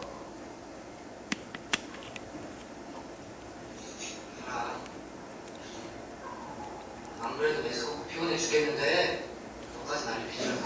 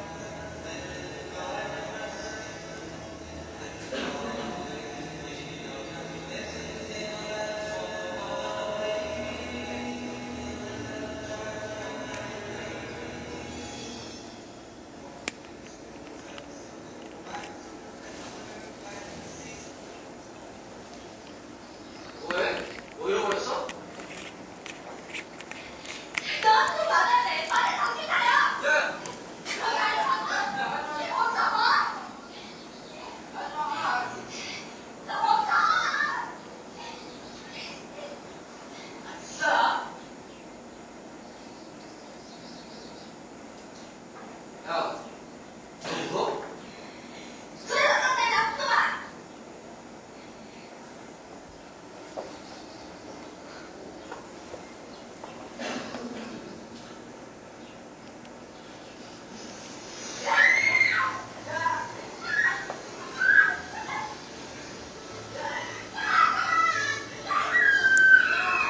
며칠 후 우리는 엄마 아빠의 상의 끝에 특목고 진학을 포기했다. 하지만 우리는 알고 있었다. 우리가 특목고를 포기했어도 유시는 아직 남아있다. 네. 자, 오랜만에 보죠. 네. 옛날에 했던 반올림인데요. 예. 그러니까 둘의 이성관계의 특징, 이제 좀 느끼셨죠? 예. 청소년기 이성관계. 자연스럽고, 네. 그래서 우리가 이성관계를 어떻게 지도해야 될 것인가. 방금 반올림에서 봤듯이 자연스러운 것이죠. 이성관계는. 그래서 우리가 너무 좀 부정적인 측면 위주로만 보지 않아도 된다는 거예요. 근데 이건 이제 케이스 바이 케이스예요. 간혹 정말 부정적으로 봐야 될 아이들도 있어요. 예. 그런 아이들 빼고는 웬만하면 이렇게 좀 이렇게 느슨하게 봐도 된다는 거. 하지만 어느 한 이성과의 교제가 점점 깊어져서 너무 충동의 형태로 나타나지 않도록 이렇게 지도해 주는 건 필요합니다. 그러기 위해서는 집단적으로 하도록 유도하고 또 예의 같은 것도 많이 알려줘야 됩니다. 그리고 이성교제가 결혼을 전제로 하는 것이 아니고 성장해 나가면서 자연스럽게 인생을 배우는 자세로 교제에 임하도록 이렇게 상담을 통해서 알려주는 것도 필요하고요. 또 잘 안 될 경우에는 상담자의 도움 언제든 청할 수 있다는 것도 여러분이 선생님으로서 알려주면 좋을 것 같아요. 자, 그 다음 친구와의 관계도 중요합니다. 아이들이 의외로 친구 문제로 상담을 많이 청하러 와요. 보면은 비행아이들 말고 상담을 많이 청하는 우선순위가 학업과 친구 관계예요. 그래서 친구의 특성과 역할을 보시면 친구가 좋은 이유죠. 이거는 청소년뿐만 아니라 우리 어른들도요. 친구가 있음으로 해서 여러분은 즐거울 수 있고요. 또 정서적으로 공감해주고 지지해줄 수 있고요. 또 친구, 우리가 동료가 있음으로 해서 비교 증거가 되잖아요. 난 저 친구보다 공부 잘해, 뭐 이런 거요. 난 저 친구보다 이뻐, 뭐 이런 거요. 네. 그리고 소속감과 정체감을 확립하는 데 도움도 주죠. 그리고 현실적인 도움도 줄 수 있고요. 가까운 데 있으니까. 그래서 이런 친구의 특성을 여러분이 알고 계시면서 아이들이 교우관계가 어렵다고 하실 때 현실적인 뭐 조언을 줄 수도 있고 상담을 해줄 수도 있습니다. 어떤 도움을 주냐면 아이들한테 하나하나 알려줄 수 있어요. 일단 선생님 저 친구를 사귀고 싶은데요. 저는 왜 친구를 못 사귀겠죠? 이제 이런 청소년이 있다면 아이들한테 이런 점을 하나하나 점검하는 겁니다. 자신을 드러낼 필요가 있다는 거. 예. 이제 이것도 하나의 스킬이거든요. 여기 나와 있는 거 다 대인관계 스킬입니다. 멀리 가지 마시고 여러분 스스로를 한번 잘 살펴보세요. 여러분 친구 사귀실 때 사랑관계에서 여러분 노출 잘 하십니까? 네. 뭐 처음 만나자마자 지나치게 노출하는 거 말고 이렇게 점차점차 깊어지죠. 만날수록. 여러분이랑 친한 친구라고 말하는 소위 여러분 단짝 친구 내지는 친한 친구들과는 서로 되게 깊숙이 알고 있지 않으세요? 집에 숟가락이 몇 개, 이런 거 다 알죠? 네. 그게 이제 친구죠. 친할수록 많은 거를 알게 된다는 거. 근데 친구 관계에 문제가 있는 청소년들을 잘 살펴보면은 의외로 이런 걸 잘 못하는 경우가 있어요. 그냥 나한테 다가와 주길 바라는데 나는 그 아이한테 다가가지 않고 내 속마음도 얘기 안 하고 그냥 끙끙 앓는 아이. 이런 아이들한테는 이런 걸 이제 알려줘야 돼요. 너 자신에 대해서 한번 오픈해봐. 이제 그렇다고 해서 지나친 자기 노출은 어때요? 좀 부담스럽죠. 예. 노출을 하되 지나치게 많이 처음부터 급격하게 많이 하면 상대방한테 좀 부담을 줄 수 있습니다. 예. 그래서 노출은 수위에 맞게 상대방이 하는 만큼 적당히 수위를 이룰 수 있도록 여러분이 이제 알려주셔야 돼요. 그리고 두 번째, 다른 사람으로 하여금 자신이 그들을 좋아한다는 것을 알게 하는 것도 중요해요. 만약에 여러분한테 상담을 청한 그 청소년이 A라는 영자라는 그런 자기네 반의 아이를 좋아한다고 생각을 해보세요. 그럼 너무 마음고생하지 말고 자기가 좋아한다는 마음을 편지로 쓰거나 살짝 이렇게 표현할 수 있게끔 여러분이 도와주는 것도 필요해요. 네. 인간관계에서 최고의 보상은 누군가가 자기를 좋아한다는 거예요. 그게 이제 가장 큰 보상이라고 그래요. 인간관계에서요. 그래서 많은 그 이성관계에서 고백하잖아요. 그쵸? 나 너 좋아해. 이런 말 하잖아요. 여러분, 대부분 지금 많이 여성분들이 많은데, 남자분들이 고백하시면 어떠세요? 좋으세요? 대부분 좋죠? 근데 예외가 있잖아요. 싫을 때도 있죠? 싫을 때도 있어요. 고백한다고 다 좋은 거 아니에요. 지금 갑자기 고백하시면 안 돼요. 그래서. 예. 어떨 때 싫을까요? 네. 첫인상, 호감의 정도가 절반을 넘지 않으면 오히려 그런 고백이 싫어지게 되는, 예, 더 싫어지게 되는 중요한 요인이 되기도 해요. 예. 그러니까 어느 정도 호감은 약간은 있어야 돼요. 한 50%. 그래서 그 친구한테 네가 먼저 편지를 쓴다든지 말을 걸어봐. 그럼 그 친구가 너한테 호감을 가질 수 있을 거야. 이런 식으로 여러분이 조언을 주셔도 좋고요. 그 다음, 다른 사람을 있는 그대로 인정하는 것도 참 중요합니다. 인정해 주는 거예요. 사실 우리가 누군가와 친구가 된다는 거는 나를 좋아해 주는 사람, 그리고 내 모든 걸 인정해 주는 사람이랑 친해지잖아요. 그쵸? 내가 결점이 많은 인간이지만 그래도 그냥 내 결점도 좋아해 주는 친구를 사귀게 되잖아요. 여러분 주변을 한번 떠올려 보세요. 예. 그래서 여러분이 그러려면 여러분도 그 친구를 인정해 주고 좀 대접을 해줘야 됩니다. 그것도 아시고요. 그 다음에 같은 활동에 참여하는 것도 좋죠. 인간관계에서 친해지는 원리 중에 근접성의 원리라는 거 있잖아요. 가까이 계속 접하면 정이 들고 좋아지게 돼요. 호감을 이렇게 많이 증진시킵니다. 그래서 계속 볼수록 더 이뻐지는 이유도 그거예요. 처음 봤을 때보다 보면 볼수록 이렇게 더 이쁘다고 지각을 한대요, 사람은. 그게 이제 자주 봐서 친숙함 또는 이제 근접성. 이거 이제 친숙함이지만 어쨌든 근접성도 중요하죠. 친숙해지기 위해서. 가까이서요. 그 다음 무엇보다도 인간관계에서 중요한 게 관심과 보살핌이죠. 그래서 어렵죠. 끊임없이 에너지가 필요하거든요. 노력해야 되고, 예. 자극해줘야 되고, 예. 그래서 이런 것들을 아이들에게 상식 차원에서건, 이제 아니면 끊임없이 여러분이 아이들에게 자극시켜줄 필요가 있습니다. 그 다음, 부모-자녀 관계. 부모-자녀 관계는 이제 아까 많이 말씀드린 것 같은데, 마지막 것만 보시면 6번. 부모의 진정한 사랑은 자녀의 분리를 관용하고 후원하는 것. 전 이 말이 참 좋은 것 같아요. 자녀만 성장하게 하지 말고 우리 부모가 함께 성장해야 됩니다. 네. 그래서 그냥 아이의 발달을 있는 그대로 지켜보는 거예요. 내 틀에 맞추는 게 아니라. 너무 중요합니다. 그 다음 교사와의 갈등 보시면 네. 교사의 갈등으로 많이 나오는 것 중에 하나가 네. 교사의 편애 문제, 또 공부 문제, 또 싫어하는 행동을 해서 눈밖에 나는 경우, 일탈 행동 등등이 있습니다. 여러분이 교사라면 누가 어떤 행동이 특히 싫을 것 같아요? 어떤 행동이 싫을 것 같아요? 저기 적혀 있는 게 다 싫으시겠지만, 예, 예. 교사의 편애. 정말 교사가 편애할까요? 아니면 학생이 지각하는 걸까요? 네, 둘 다겠죠. 예, 어떤 교사들은 무슨 편애냐, 난 절대 편애 안 한다. 사람인데 어떻게 더 좋아하는 학생이 없겠어요. 그쵸? 그리고 더 싫어하는 학생이 있죠, 당연히. 그쵸? 당연히 이제 그래서 편애가 존재하는데, 저는 이거는 교사의 책임이라고 생각을 해요. 편애를 해도 들키지는 말아야죠. 그게 안 그래요? 예. 아이가 느끼기까지 한다는 건 그건 교사의 잘못이라고 생각을 해요. 예. 편애를 해도 좀 이렇게 몰래, 살짝 이뻐하는 게 전 교사의 역할이라고 생각을 해요. 이뻐하는 건 들켜도 미워하는 건 들키면 안 될 것 같아요. 특히 학교 교사라면. 네. 그래서 편애 문제로 아이들이 많이 힘들어하고요. 또 싫어하는 행동도 이제 읽어보시면 다 알 거라고 생각합니다. 여기서는 간단히 교사와 학생 간의 갈등 관계의 해결만 보겠습니다. 만약에 교사가 학생이 너무 미워요. 너무 밉고 막 이제 짜증이 나요.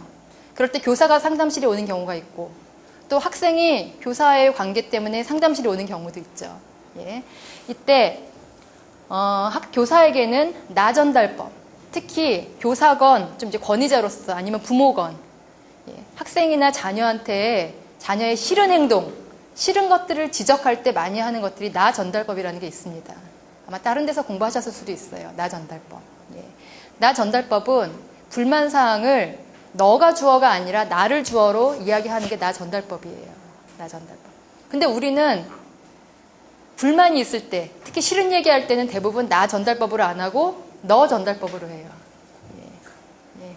예를 들어서 여러분이 오늘 30분 늦게 왔어요. 30분 지각했어요. 그럴 때 여러분 어떻게, 친구가 30분 늦게 왔어요.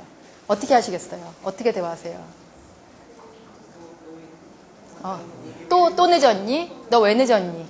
너가 주어가 돼요. 이게 너 전달법이에요. 너가 주어가 되면 우리는 대부분 방어하게 된다고 해요. 방어. 내가 정말 잘못했어도요. 내 잘못을 인정하기보다는 왠지 이렇게 위축돼서 한 걸음 뒤로 나가는 나 자신을 보호하는 본능이 있어요. 근데 상대방이 잘못됐을 때 너 또 늦었지? 너 왜 늦었어? 이렇게 하는 것과 나는 너가 늦게 와서 너무 화가 나. 이게 이제 나 전달법이에요. 나를 주어로 해서 내 감정을 말해요. 그리고 원인을 말해요. 자, 여러분이 30분 늦었는데 너 왜 이렇게 또 늦었니? 이것과 나는 너가 너무 늦게 와서 참 화가 나. 자, 어느 게 더 비중 있게 느껴요? 그렇죠. 나는 네가 늦게 와서 화가 나. 좀 더 비장하지 않아요? 좀 더 무섭고? 네. 하지만 여러분은 방어하게는 안 돼요. 그냥 인정하게 돼요. 그래서 우리가 누구한테 불만을 말할 때, 특히 자녀에게, 학생한테 불만을 말할 땐 나 전달법이 아주 효과적이에요. 여러분이 혹시 지금 이제 부모라면 집에 가서 아이들한테 혼날 때나 불만을 말할 때 나 전달법으로 많이 해보세요. 그러면 싸움이 되기보다는 이제 뭔가 이렇게 대화가 되기 시작해요. 확실합니다. 그래서 저 아는 분도 그걸로 해서 자기 아들들의 문제 행동을 몇 개 고쳤다고 말한 분들 계세요. 그러니까 하나가 이제 아들이 성인이긴 한데 아들들이 집에 그렇게 컵을 다 이렇게 늘어놓고 다닌대요. 그래서 컵을 씻으려고 딱 물잔을 찾으려고 보면 컵이 하나도 없는 거예요. 집에 20개도 넘게 있는 컵이. 그럼 아들들이 컵을 먹고 다 제자리에 놓고 다니답니다. 이 방, 저 방, 뭐 화장실에도 있대요. 막. 그 컵을 다 수거하러 다니는 게 너무 힘들어서 이제 나 전달법을 사용해서 나 전달법은 근데 이제 조건이 있어요. 흥분해서는 안 돼요. 예, 화낼 때 말하면 안 되고요. 두 번째, 반복. 여러 번 반복하는 게 좋아요. 예, 한 3번 정도 반복하면 고쳐져요. 그래서 자기가 이제 참을성을 가지고 한번 해봤대요. 아들아, 엄마도 일을 하잖니? 그래서 일을 하고 힘든 몸으로 집에 와서 딱 물을 먹으려고 딱 보면 물잔에 그 컵이 아무것도 없고 너무 화가 나. 앞으로 네가 좀 이렇게 컵 먹고 설거지는 안 해도 좋아. 좀 담궜으면 좋겠어. 계속 이렇게 나는 너무 화가 나. 이렇게 이제 한번 하기 시작했대요. 근데 이제 한 딱 3번 했는데 효과가 있더래요. 한 3번째 하는데 아들아, 나는 알았어 엄마. 그래서 3번 만에 이제 받았다고 하고요. 그걸로 자기는 이제 물장 갖다 놓는 거랑 세탁기에 양말 뒤집지 않고 이렇게 펴서 넣어놓는 거를 2가지를 고쳤다고 자랑을 어떤 상담자가 하셨어요. 네, 그러니까 한번 해보세요. 나 전달법. 네. 2번째는 두 언어. 그것도 이제 비슷한 거죠. 예. 우리는 은근히 상대방이랑 대화할 때요. 은근히 그 사람의 성격을 지칭해서 많이 얘기해요. 너 30분 늦었구나. 왜 늦었니? 뭐 차라리 이게 난데 너는 참 게으른 녀석이야. 이런 거 있잖아요.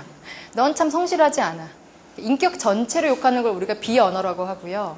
행동을 말하는 걸 두 언어라고 해요. 근데 특히 학교 선생님 그리고 부모 여러분이 많이 고치셔야 될 게 바로 이 2가지예요. 화가 나는 상황이라 더 그래요. 우리가 화날 때는 무의식적으로 남한테 상처 주고 싶잖아요. 예, 아닌 척하면서 상처 주고 싶잖아요. 그렇기 때문에 성격적으로 비난하는 거예요. 너 왜 이렇게 책임감이 없니? 이런 식으로요. 근데 그러면 안 된다는 거예요. 예, 꼭 명심하세요. 그리고 이제 학생이 이런 교사의 편애 문제로 호소할 때는 바로 공감적으로 이해하면서 경청해주는 수밖에 없어요. 이제 막 속상하고 싫은 얘기를 다 들어주는 거예요. 네가 얼마나 힘들었겠냐. 그래. 교사가 네가 그렇게 느끼기까지 할 정도면 정말 심하게 했나 보구나. 어떻게 했는데 다 얘기해봐. 편안하게 다 들어주는 겁니다. 그래서 이제 우리가 정말 그런 감정의 찌꺼기는 우리 안에 막 녹아있으면 되게 힘들잖아요. 말하면서 힘들고. 근데 그 찌꺼기는 신기하게도 표현하면 할수록 찌꺼기가 이렇게 많이 정화가 돼요. 그래서 감정의 찌꺼기를 저는 굴뚝 청소로 많이 비유해요. 굴뚝 청소. 그래서 그 굴뚝에 계속 연기가 나가도록 계속 청소해주고 연기 내뿜고 그 작업이 바로 상담이에요. 그래서 이 아이가 정말 지쳐서 더 이상 이제 먼지가 없을 때까지 계속 호소할 수 있도록 상담자는 멍석을 깔아주는 겁니다. 예, 그럼 이 아이가 힘든 점을 계속 얘기하면서 정리가 되겠죠. 네. 근데 그게 아니라 만약에 여러분이 설마 담임이 너를 편애하겠니? 이 세상에 어느 누구도 편애하지 않아. 선생님들은 널 사랑하실 거야. 네, 이런 식으로 이렇게 충고하듯이 상담을 하시면 될까요? 네, 안 돼요. 예, 일단 충고하는 것보다는 들어주는 게 훨씬 더 효과적입니다.